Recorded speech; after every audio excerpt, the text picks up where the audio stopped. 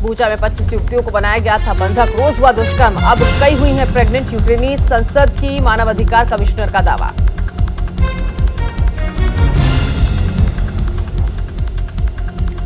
रूसी राष्ट्रपति Vladimir Putin का कहना है कि यूक्रेन में रूस का सैन्य अभियान तब तक जारी रहेगा जब तक कि उसके लक्ष्य को पूरा नहीं कर लिया जाता।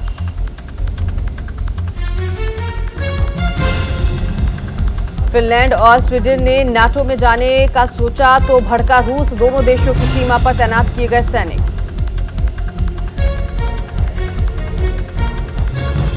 नवाज शरीफ जल्द लौटेंगे पाकिस्तान, पीएम शहबाज ने तत्काल राजनयिक पासपोर्ट जारी करने का आदेश दिया।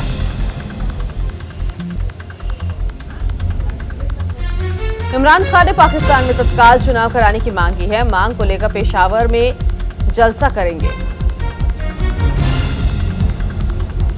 गोलीबारी से दहला अमेरिका, ब्रुकलिन मेट्रो स्टेशन पर 2 संदिग्धों ने की फायरिंग, हमले में 16 लोग घायल, 13 घायलों को अस्पताल पहुंचाया गया। अमेरिकी फायरिंग पर न्यूयॉर्क पुलिस का बयान, ब्रुकलिन में गोलीबारी आतंकी घटना नहीं, इसलिए आतंकी एंगल से नहीं करेंगे जांच। धमाके के बाद पूरे इलाके में हाई अलर्ट जारी, सभी स्कूलों को किया गया बंद, पूरे न्यूयॉर्क शहर में मेट्रो सर्विस बाधित। शुरुआती जांच में टेरर अटैक की खबर, मास्क पहनकर आया था हमलावर। घटनास्थल पर पहुंची एफबीआई, न्यूयॉर्क में सभी मेट्रो स्टेशन पर तलाशी जारी। जो बाइडेन को दी गई न्यूयॉर्क हमले की पूरी जानकारी, पुलिस के संपर्क में व्हाइट हाउस। न्यूयॉर्क समय के मुताबिक सुबह 8:30 बजे हुआ था हमला, कॉन्स्ट वर्कर के कपड़ों में आया था हमलावर। चश्मदीद के हवाले से पुलिस ने दी हमलावर की जानकारी, 5 फीट 5 इंच थी हमलावर की हाइट। जांच में जुटी न्यूयॉर्क पुलिस ने जारी किया बयान, कहा हमलावर बेहद खतरनाक हो सकता है, फिर हो सकता है इस तरह का हमला। फायरिंग के बाद अमेरिका में भारतीय दूतावास का बयान, ब्रुकलिन में हुई फायरिंग से बेहद व्यथित, हम स्थानीय अधिकारियों के संपर्क में हैं। आज केंद्रीय कैबिनेट की होगी बैठक, कई मुद्दों पर होगी चर्चा, कई प्रस्ताव पर लग सकती है मुहर। बीजेपी युवा मोर्चा के राष्ट्रीय अध्यक्ष तेजस्वी यादव सूर्या आज करेंगे राजस्थान के करौली का दौरा, पार्टी के कार्यक्रम में होंगे शामिल। बिहार का फोटो खरगोन का बताने पर दिग्विजय सिंह पर एफआईआर, गलत ट्वीट किया डिलीट, अब शिवराज की पुरानी पोस्ट दिखाकर दिग्गी राजा बोले इन पर भी करो केस। महाराष्ट्र में मस्जिदों से लाउडस्पीकर हटाने का 3 मई तक का राज ठाकरे ने दिया अल्टीमेटम। साकेत कोर्ट पहुंचा कुतुब मीनार में देवी देवताओं की मूर्ति का मामला, आज होगी सुनवाई। एसआईआई के सीईओ पूनावाला ने बूस्टर डोज के समय अवधि को कम करने की मांग उठाई है, कहा दूसरी और तीसरी डोज का अंतर 6 महीने तक किया जाए। देवघर के रोपवे हादसे के बाद गृह मंत्रालय अलर्ट, देश के सभी हिस्सों के रोपवे के मेंटेनेंस के लिए जारी की गई एडवाइजरी। देवघर रोपवे हादसे में मृतकों के परिवार को 5-5 लाख रुपए मुआवजा देगी मुख्यमंत्री देगी हेमंत सोरेन, हादसे की उच्च स्तरीय जांच शुरू। रोपवे हादसे पर सियासत में घिरी सोरेन सरकार, हाईकोर्ट ने 25 अप्रैल तक रिपोर्ट मांगी, कहा हादसे ने क्यों नहीं लिया सबक। झारखंड के देवघर में रोपवे हादसे के करीब 46 घंटे ऑपरेशन पूरा, सेना, एयरफोर्स, एनडीआरएफ ने 45 लोगों को सुरक्षित निकाला, इस दौरान 3 लोगों की मौत हो गई।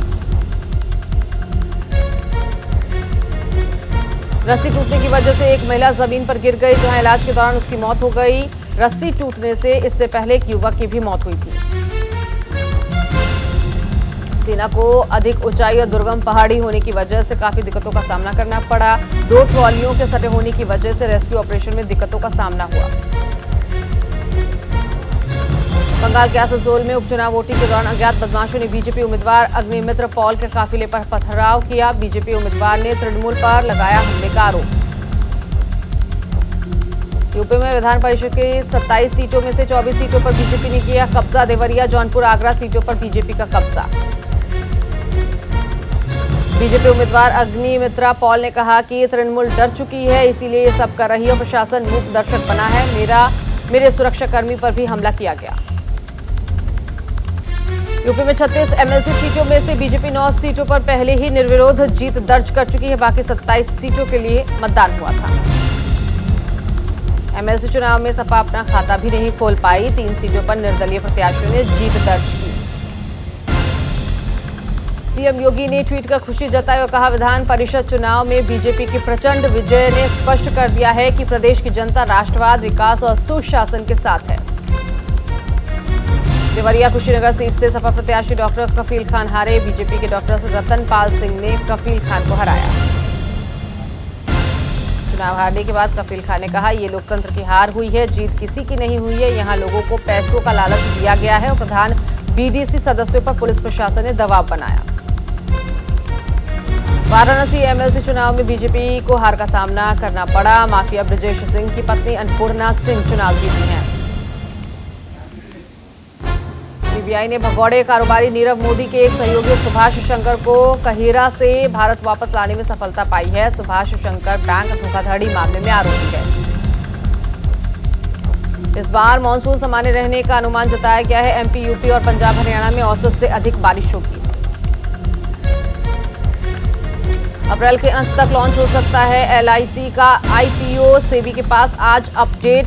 डीआरएचपी जमा करेगी सरकार।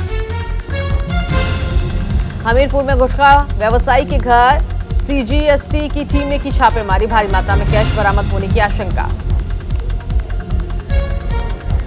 8.9 लाख करोड़ की नेटवर्थ के साथ अरबपतियों की लिस्ट में 6ठे नंबर पर पहुंचे अडानी। मुकेश अंबानी लिस्ट में 11वें स्थान पर। सरकारी आंकड़ों के मुताबिक रिटेल महंगाई दर मार्च में 6.95% रही। खाने की चीजों से लेकर जूते और कपड़े तक महंगे हुए। चेन्नई की एक IT company Ideas to IT ने अपने 100 कर्मचारियों को गिफ्ट किया है कार। 10 साल से ज्यादा काम करने पर मिली है सौगात। सीबीएसई टर्म 2 की परीक्षा 26 अप्रैल से शुरू होने जा रही है। एग्जाम को लेकर गाइडलाइंस भी जारी किए गए हैं। हॉल टिकट अगले हफ्ते ऑफिशियल वेबसाइट पर अपलोड होंगे। राजस्थान वीडियो प्री परीक्षा का रिजल्ट जारी हो चुका है। 5,396 पदों के लिए 1,75,000 कैंडिडेट्स हुए पास। जुलाई तक होगी मुख्य परीक्षा। बैंक ऑफ बड़ौदा ने एग्रीकल्चर मार्केटिंग ऑफिसर सहित 100 पदों पर निकाली भर्ती। कैंडिडेट 26 अप्रैल तक कर सकते हैं अप्लाई। आईपीएल में चेन्नई को नसीब हुई इस सीजन की पहली जीत। आरसीबी को 23 रनों से रौंदा। लगातार गंवाए थे 4 मैच। चेन्नई सुपर किंग्स ने पहले बल्लेबाजी की और 216 का स्कोर बनाया। चेन्नई की तरफ से रॉबिन उथप्पा ने 88 और शिवम दुबे ने 95 रनों की पारी खेली। आईपीएल में आज पंजाब किंग्स का सामना मुंबई इंडियंस से होगा। मुंबई इंडियंस अब तक अपने 4 मैच गंवा चुकी है। चेन्नई सुपर किंग्स को बड़ा झटका। तेज गेंदबाज दीपक चाहर पूरे आईपीएल सीजन से हुए बाहर। पैर ठीक हुआ तो पीठ चोटिल करवा बैठे।